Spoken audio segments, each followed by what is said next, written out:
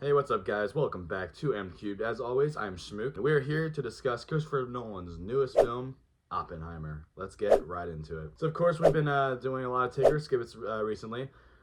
We just did Barbie not that long ago, and of course, Oppenheimer came out the same weekend as Barbie. Of course, there's Barbenheimer, which has been a pretty big trend recently, and being like, what do you see first? Like, what are people more excited for? And it's so far it appears that people are more into Barbie, strictly due to box office success. But there's a lot of factors that go into it. Like, a lot of people are like, oh, Barbie, like, it's Barbie. And then Oppenheimer, not a lot of people know who J. Robert Oppenheimer is, and of course, but Nolan does bring in a crowd because he's one of the best directors alive. Ultimately, the biggest debate was like, what do you see first, Barbie or Oppenheimer? Now that I've seen both, I'm happy I saw Barbie before I saw Oppenheimer. So ultimately, was Oppenheimer a fulfilling experience?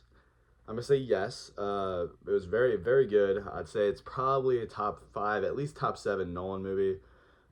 It's not my personal favorite. I still think I would put Dark Knight, The Prestige, and Interstellar ahead of it. Maybe Inception, and I like Tenet a lot. I just like Nolan's more like mind-bending type of movies, and this is good. It's just a powerful movie, like powerful stuff, like making the ultimate world-ending weapon, right? So it's really good. It's just a different type of movie, very political, very nuanced. So I liked seeing this from Nolan, but ultimately my cup of tea from Nolan is just the mind benders, right? Ultimately, this movie does make you think by the time you get to the end. So I will say this was a very fulfilling movie-going experience. Now let's talk about the acting, right? So with the acting, I believe it had some unbelievably powerful performances. So of course, Cillian Murphy was masterful as Oppenheimer himself. He's so good with like his facial like structure, or I mean, he obviously can't help that he was born with that way. But what I mean, like how he uses his face and emotions, and especially with his eyes, like he has very powerful eyes, and like when he wears that hat and that suit, I'm like, dude, this is such a look, bro.